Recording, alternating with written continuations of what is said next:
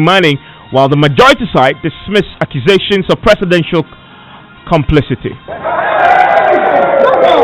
The focus is on camera. I'm telling you because I'm a member of the Interministerial Committee, and I have a thought. I know the situation. That is why we're supposed to be there.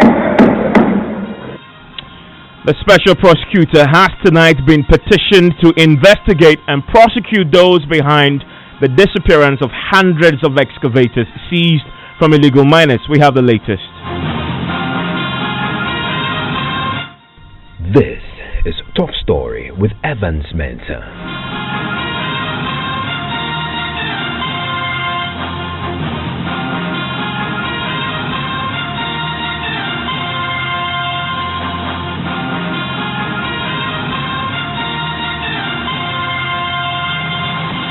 And Top Story is always brought to you by Bond Savings and Loans. Your success, our passion, is also brought to you by Gasem Cement, the Nation Builder, and Vodafone.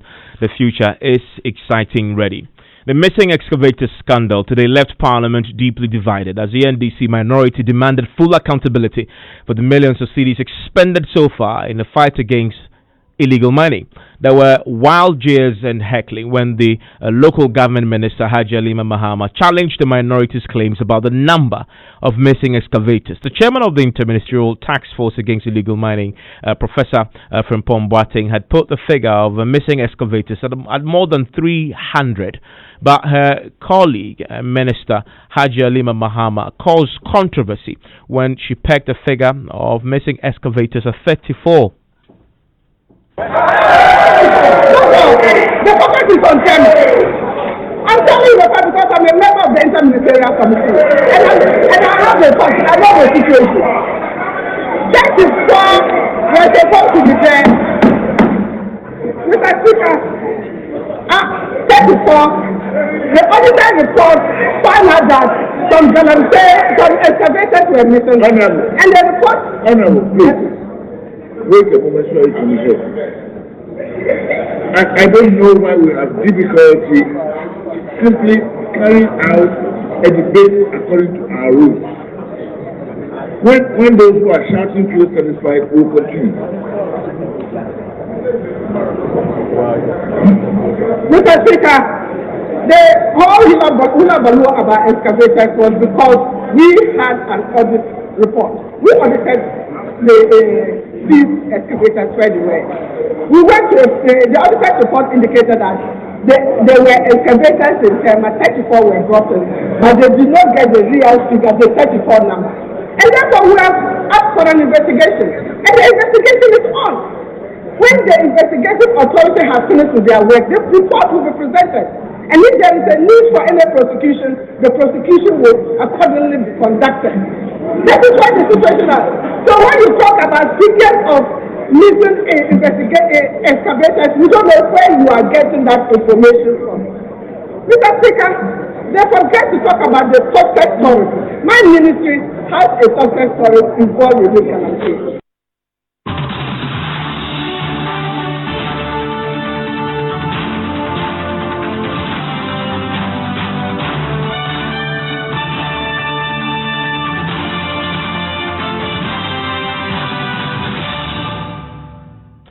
Well, my colleague Joseph Opokugapo was in Parliament today when this controversy unfolded. It all started, Joseph, when Ms. Suhini, the MP for Tamale North, read a statement on this particular matter, making some strong demands, including demanding accountability for money spent on the fight.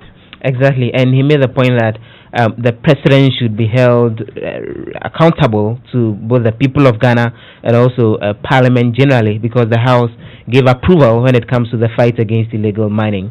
And so whatever the progress has been or the progress hasn't been, there should be that effort to get reactions from government on how far the fight has gone. And he questioned government commitments broadly to bringing the situation under control and ask questions about beyond even the tools and equipment, where a lot of the other items are, including the other equipment and even some of the items, including the minerals themselves that had been retrieved in the course of the fight. Is this the first time this has formally been brought to the floor of Parliament for some form of debate. Yes, so this is more like the first time that it's being raised and a member has been given the opportunity to talk about it. In fact, last week Friday, when the majority leader was laying out the business of the House going into this particular week, there was the effort on the part of some of the minority MPs, including Hassan Suhini, to request that the Environment Minister, who is the chairman of the Task Force Against Illegal Mining, the Interministerial Task Force, be brought to the House to respond to questions. But the majority leader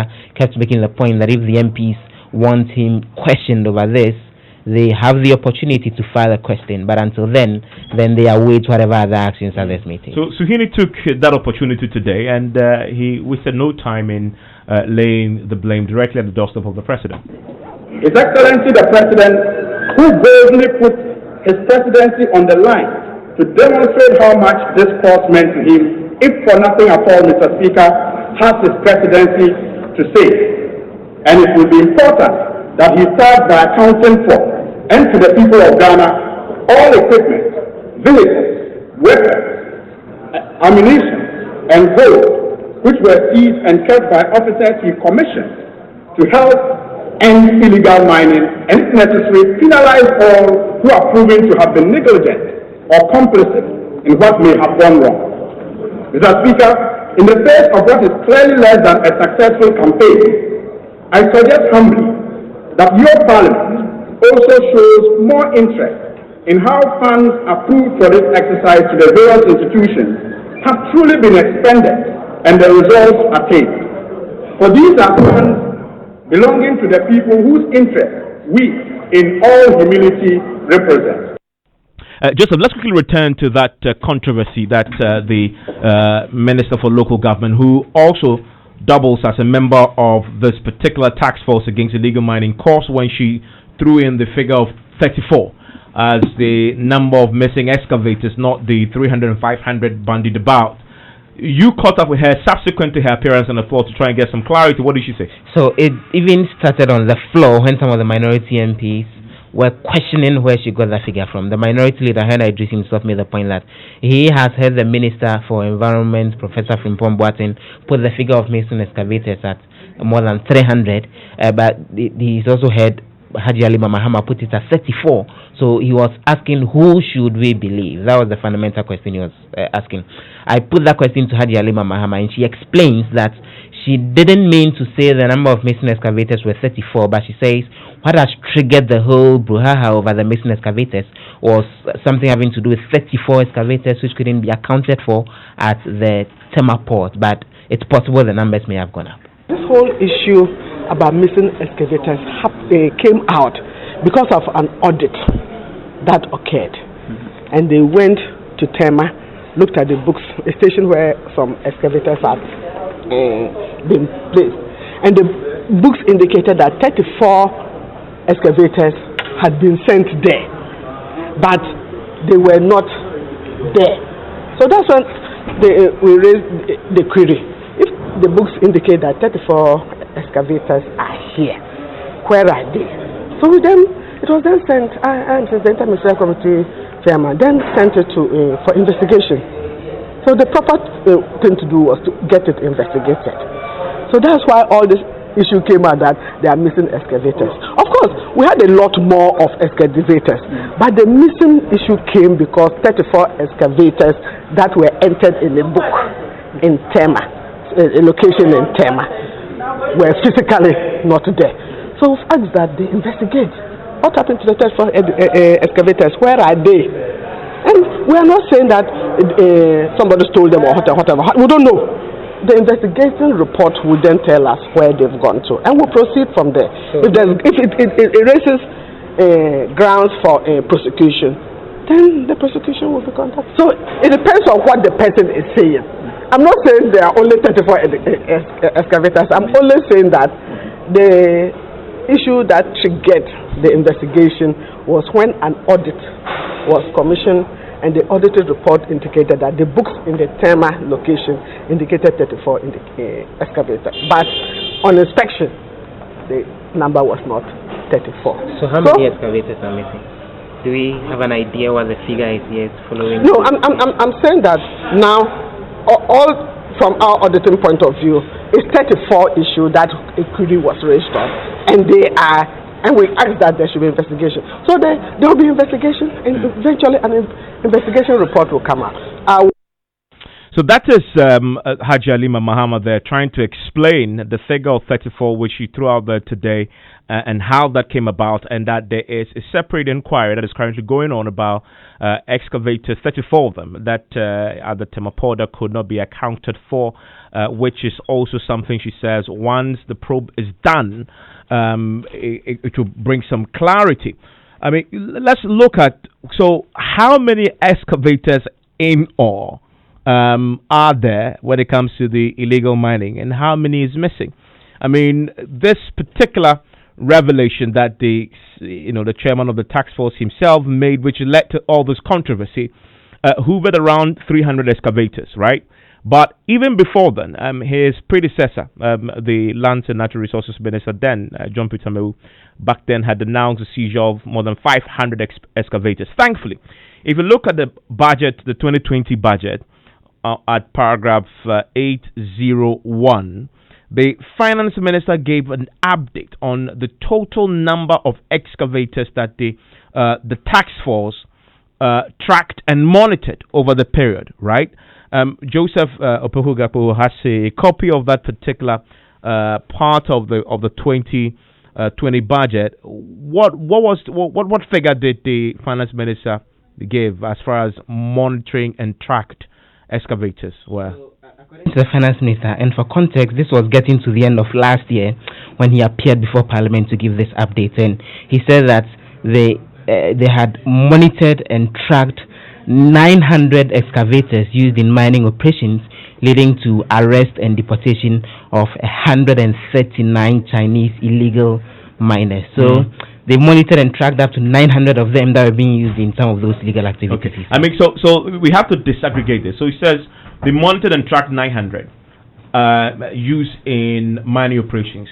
That led to the arrest and deportation of 139 Chinese illegal miners. Question is, out of the 900 they monitored and tracked, how many of that did they seize? Because clearly he states that the monitoring and tracking led to the arrest of some people. So how many of that did they seize? So there's a question around that still needs some clarity.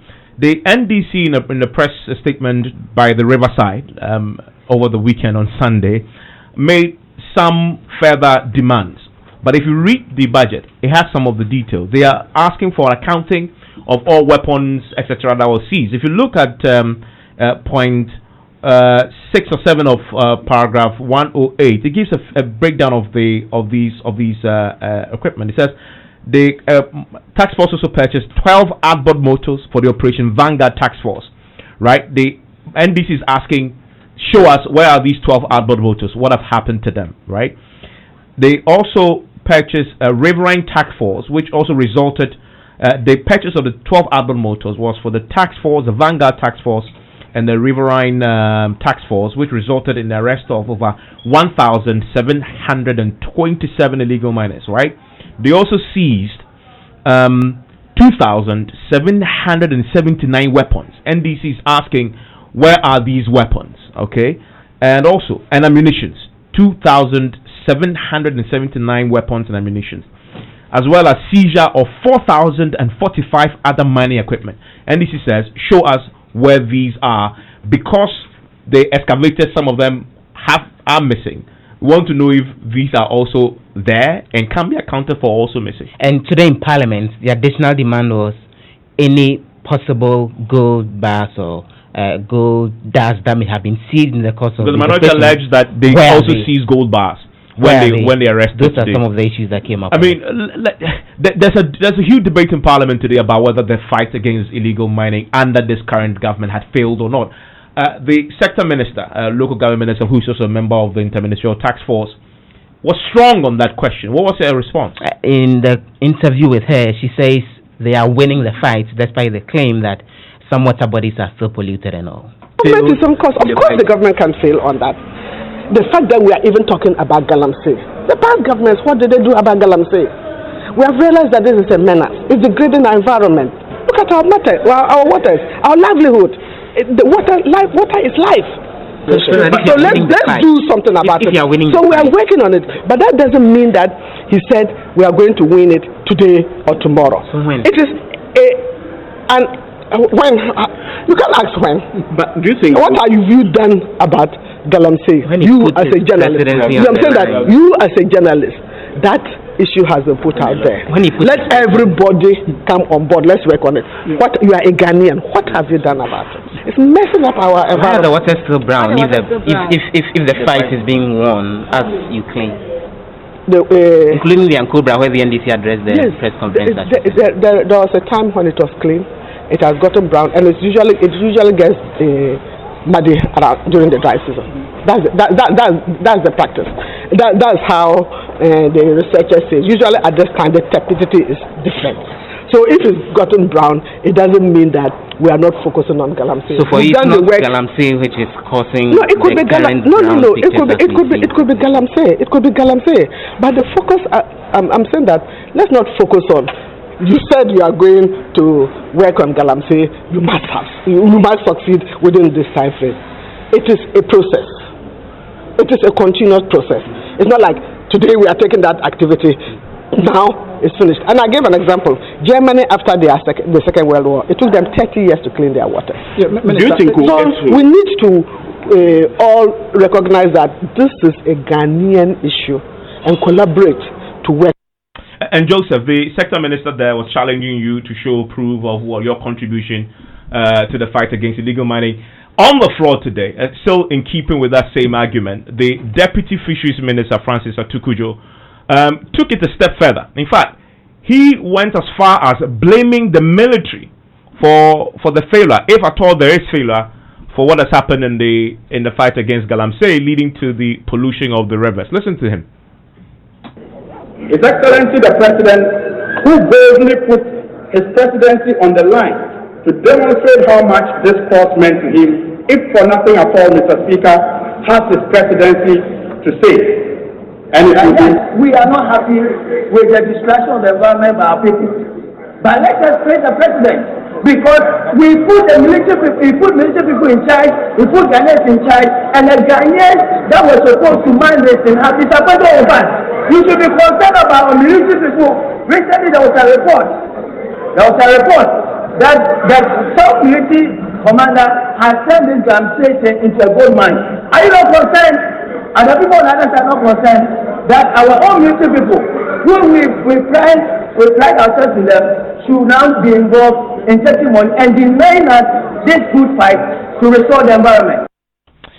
So that is the Deputy Fisheries Minister there, Francis Atukujo, who blames the military for their failure, if at all there is failure in the fight against illegal mining. I have with me Mr. Suhini, who obviously read the statement that triggered the debate on the floor today.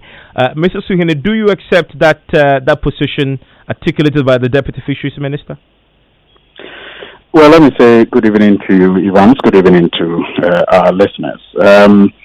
Evans, I'm saddened by the developments over this well-supported campaign to end Galamsey in this country. And in my statement, I made the point that there is a need for us to commend the law-abiding entrepreneurs in the sector who tolerated government's ban for over 2 years because they supported the campaign to end the illegal mining. But as a result of their support, their members tell us that they lost almost $1 billion, Ghana cedis of their investments. But because it was a good cause, they thought it was necessary for them to support government. Again, I'm sad that the blame is put on the media. And in my statement, I made the point that the media who, devoted a lot of precious airtime and sent some of their, workers to very dangerous areas to uncover stories is or will be disappointed about the outcome of this whole campaign. And so I find it, quite disturbing that our government, in the face of what is less than a successful campaign that they enjoyed a lot of goodwill from, will turn around and blame everyone else except themselves. Look, the member of parliament is not the only one who has blamed the army. You just made the point about how Haji Alima Mahama sought to suggest that the media have not supported the fight enough when we know that is not the case. In fact, in August 2019, the president himself also blamed the judiciary for the, floundering campaign. And I think it is this denial of the obvious that is making the whole campaign flounder in the way that it is floundering, despite the widespread support. And even it has to be on record, no government, at least in the fourth, republic, has ever enjoyed that level of goodwill as far as the fight against Galamsey is concerned. Look, the media, the civil society organizations, the traditional authorities were all committed to making sure that this government succeeds in this campaign. And when we have the evidence of a failing campaign, it is sad that they turn around and blame the military, blame the media, and blame the judiciary without blaming the officers they themselves, especially the president himself, commissioned, who, clearly in the face of the reports that we are, hearing, are either complicit, negligent, or just taking advantage of the goodwill that we all There's something that the Deputy Fisheries Minister additionally said today that goes to the challenging the record of the NDC on the matter. In fact, he alleges that the excavators were seized from some NPP activists during John Mahama's time. And he makes a challenge. Listen to briefly what he said on the floor today. Let's see if we can have an answer for me. Yes, the effort by the president, Nana Akufo-Addo, we admit that was not 100% successful. But some good success has been chalked. That as members of parliament, when we rise up to speak, we need to address ourselves to that. We had excavators missing in this country before the president took over. The excavators that were seized under NDC regime. Nobody has told us where those excavators are. Sit down. Who did these excavators were seized somewhere there? Where are those excavators? Mr. Suhini says Mr. Wuntimi's excavators were seized. Where are they? Evans, I feel sad the more. First of all, I don't think that the statement that I made was meant to generate political debate. And I'm sure that is why the speaker, admitted it. Because according to the practice of the House, statements of that nature should not engender, debate. But the realm that he took the whole discussion to almost marred the beauty of the discussion on the floor. But you see, Evans, the people of Ghana do not want this race to the bottom. This discussion about Galamsey should not be about who is worse than the other. That is not why the people of Ghana gave this government the support that it gave it in the fight against Galamsey. They did not commit, I'm sure your media houses did not commit the airtime, precious airtime, sending your reporters to risky areas to support this campaign because you wanted a result that will show that the NDC was worse than the NPP. That is disappointing. And that is where we should not take that argument to. But you see, in any case, I listened to Wuntumi recently, who made the claim that he was making $1 million a day from Galamsey or from small-scale mining. Evans, even the established mines are not able to make $1 million a day. Established multilateral mines don't make $1 million a day, but they have controlled pits. He did make the claim that he had over 500 or so excavators. I know in a controlled mine, Evans, that the multilateral agencies, currently manage, that they don't use more than 40 excavators in that controlled mine. So if a small-scale miner was controlling hundreds of excavators and claims he was making $1 million, it tells you that indeed you cannot put past such a person the title of a Galamsey king. Just imagine the number of pits. Assuming it is true, he was making $1 million a day. Imagine the number of pits and the devastation he was causing to the environment. And you shamelessly will want to defend such a person and equate whatever may have happened to him as a result of that devastation he was causing the environment. Well, I mean, just quickly for the sake of time, I know today that we are faced with. Yeah, I mean, today on the floor of Parliament, you also asked Parliament to be interested in the amount spent so far on the matter. Is this something that you intend to do beyond the statement today? Yes, indeed, it is something that I will pursue further because even conservatively, because I have seen the release, 33,423,996 Ghana cedis, conservatively, has been released on a quarterly basis to the interministerial committee alone. And remember, it is not the only committee that has been financed to, fight this Galamsey. So in 3 years, you are talking about 300,815,968 going to the interministerial committee alone for this fight. And yet, even forget about the evidence that our water bodies are getting, more polluted and the mining is still going on. Just imagine the reports that we are getting from the Ministry of Environment, from the so-called chairman of the committee, and the allegations and counter-allegations they are making against each other, and juxtapose that again with the Anas expose. Yeah, I mean, so I mean, I guess on this matter, as you said, something you want to take it on. We'll see how Parliament, I guess, deals with this. If in fact we want to use the parliamentary processes, but I just run out of time on this. I'm grateful, Mrs. Suhini, for joining us on Top Story. Very quickly tonight, the Alliance for Social Equity and Public Accountability, they have petitioned the special prosecutor on the matter of the missing excavators. The head of that particular civil society organization joins me on the telephone line right now, Mr. Mensah Thompson. Thank you, sir, for your time here on Top Story. So what are you asking the special prosecutor to do? Yes, thank you very much. Very good evening to your cherished listeners.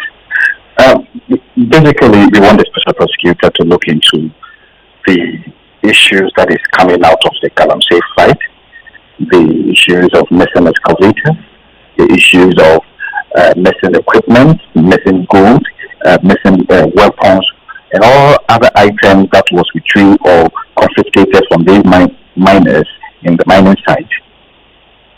And as it stands, all these items cannot be accounted for. We want the special prosecutor to initiate official investigations into this matter, and also into the actions of the Interministerial Committee on Illegal Mining, the Operation Vanguard and the Galamstop, and their actions, and all the resources that have been committed to this fight against Galamsey. We need a national accountability on this particular matter. And so this afternoon, we're in the office of the special prosecutor to officially serve our petition. We have some engagement with him. Now we are asking for one thing. What we are asking for basically is simple, that we want the special prosecutor to organize a national parade at the Independence Square, where we will line up the President of the Republic of Ghana, President Akufo-Addo, who initiated this fight against Galamsey, is the first person who must be lined up. The Interministerial Committee on Illegal Mining, headed by Professor from Pomboati, should also be lined up. All the soldiers and policemen who were part of the Operation Vanguard should all be lined up. All the soldiers who were part of the Galamstop operation should all be lined up at one side. On the other side, we want all the excavators, machines, and equipment that were seized on the Galamsey site also lined up at the Independence Square. We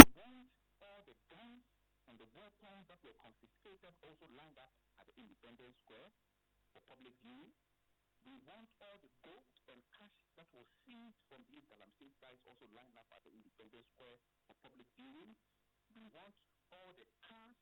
excavators and everything that was seized, all the weapons, everything that was seized from these sites should all be lined up at the Independence Square. For a national accounting to the people, we must account to the people of Ghana, one, on the number of resources that have Joy this exercise, 90.7 FM. and two, all the items that have been confiscated, all of them must be showcased at the Independence Square in the full glare of the media, who will be invited to look into this particular and you want the special prosecutor to do that. I mean, isn't that an unrealistic demand of him? This is not what he's been set up to do. Are you serious about getting him to investigate and prosecute this matter, or you simply want to make a public show of this? No, Evans. Because this thing about getting people to line up, you're not going to get that. So what are you Evans, serious about this? No, Evans, you see, we must ensure, we want the special prosecutor to investigate this, but we also want some transparency, because at the end of the day, it is not just about prosecuting the people or investigating the but that's all. But if you wanted to the people, if you wanted something more than prosecution, then this is the special prosecutor is not the way to go. I mean, his job is to investigate and prosecute if there's evidence. This thing about lining up people and lining excavators up, that is a public show. It's a gimmick, not investigation, prosecution. It's not law. I disagree with you. It's not a gimmick. Please. It's not a gimmick. The people of Ghana want answers. People are demanding and you get answers by getting people to line up at the Independence Square. What we are asking the special prosecutor to do is part of the investigations. Because at the end of the day, it's not like lining up people at the Independence Square with the excavators part of the investigation. Yes, it's going to be part of the. At the end of the day, if you call the people to bring all the Operation Vanguard people to bring all the. And when you told Matami do that, this is what you want. What did he tell you? Well, we haven't received any response on that, but that was our personal suggestion. That at least, if you look at how much resources and how much the people of Ghana have been involved in this particular fight against Galamsey, it's important that we have a national accountability where we parade all these people and they account to the people of Ghana in the full glare of the public. Okay, I'm grateful that you joined us. That's Mr. Mensah Thompson with the civil society group that tonight petitioned the special prosecutor, and they have an acknowledgement, though. I've seen the letter from the special prosecutor acknowledging receipt of this particular petition. Newsnight starts right now.